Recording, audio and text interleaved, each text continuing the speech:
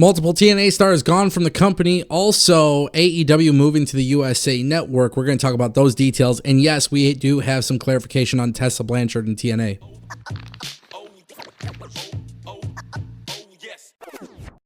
Welcome back to the Ango Show. We're going to kick things off with Tessa Blanchard. She just showed up at TNA Final Resolution. She got a little bit of a reaction, but there was tons of backlash. A lot of people are really confused as to what's going on with Tessa Blanchard and her situation with TNA, which is rightfully so. Now Tessa Blanchard is actually doing an interview. She did an actual interview where she shut down the rumors about signing with TNA, which is really interesting. So everything backstage, according to Sean Ross Sapp of Fightful Select, he actually reported that everything went smooth backstage. Not everybody was thrilled with her presence, but everything went smoothly backstage from what he understood. There's definitely people that were not thrilled about seeing her there, but she is signed to a TNA contract right now. So that's what Sean Ross Sapp of Fightful Select reported. Now, what's really interesting is in the same thing, or in the same topic of whether or not she signed with the company, Joel Torres from Contralona, hopefully I'm pronouncing that correctly, he did an interview, and it was done in Spanish with Tessa Blanchard.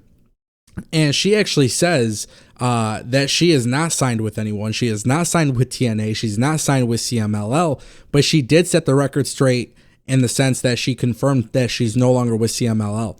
So now this is where things get really crazy. And I listen, Sean Ross Sapp is one of those guys. He does a fantastic job of his reporting. So we're not going to sit here and point fingers at SRS. I think what really needs to be said here is that there's a lot of confusion because Tessa is shutting down the rumors herself. However, with TNA, one of the things that I don't think often gets talked about is some people are just simply brought in for a per appearance deal. So maybe this is TNA testing the waters. Maybe there's like a handshake deal or a verbal agreement, but not necessarily pen to paper, which if that is the case, I just don't think it's not the same, bro. Like, if she's showing up in TNA and she's not working without a contract, that really wouldn't make sense. But sometimes these smaller companies do that.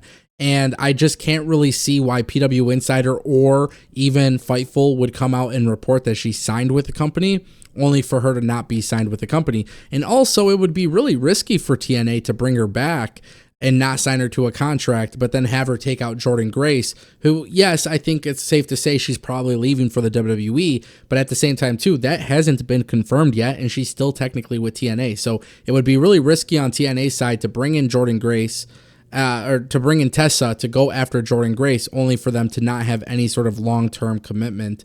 At that point, you might as well just use that slot of where, Jordan putting over somebody else. You might as well just have her do that with like Danny Luna or, Xia Li, who is now in the company. So very interesting stuff.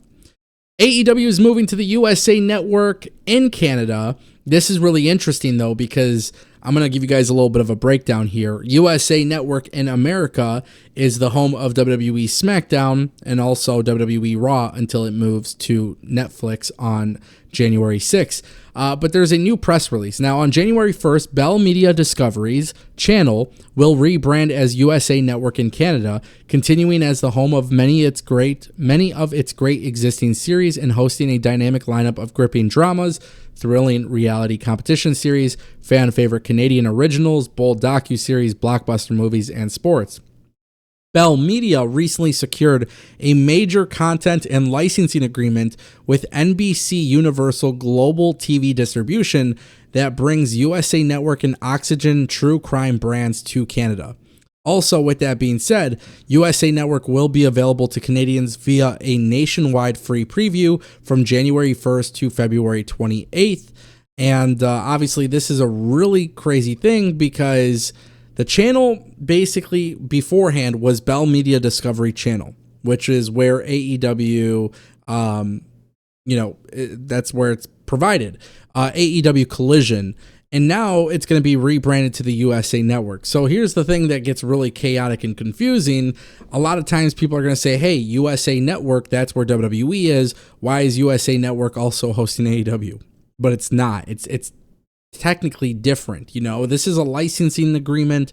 This is like a It's a really weird thing, honestly. It's just really weird. I think wrestling fans are going to be even more confused about it if you are not being specific that USA Network in America is different from USA Network in Canada. But it is, this is where it gets, I think people are going to look at it and be like, oh, AEW and WWE on the same TV partner. But that's not necessarily the case. So, I find it interesting. I find it fascinating.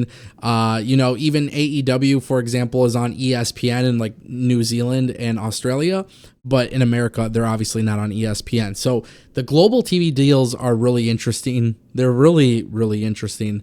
But if you're somebody who is familiar with ESPN or USA Network, and then you're like you're an international viewer, those channels are probably a little bit easier to find.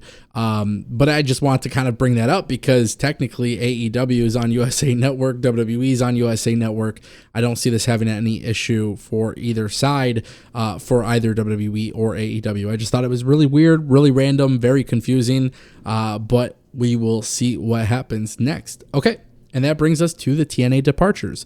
AJ Francis, yeah, looks like he's going to be gone from the company. Let's talk about this a little bit because he's not the only one. But his contract with TNA is set to expire soon. Sources close to AEW, sources close to the situation from TNA, both basically say that they have enjoyed working with AJ Francis.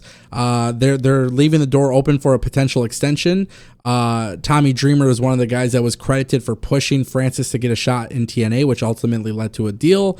And then basically Fightful Select had reported today that his contract is set to expire at the close of 2024 with his last contracted dates already completed. So that match with Nick Nemeth was his last match. As of right now, it doesn't look like he is going to extend his contract with TNA. Obviously, that could very well change. But as of now, there is a chance that he could be exploring new opportunities.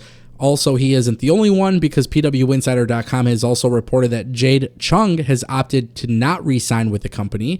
She informed TNA officials over the weekend of her decision. Now, this is where things get a little bit more chaotic because she is the wife of Josh Alexander. She does backstage work. She does ring announcing. TNA offered her a new deal, but apparently she declined the new offer.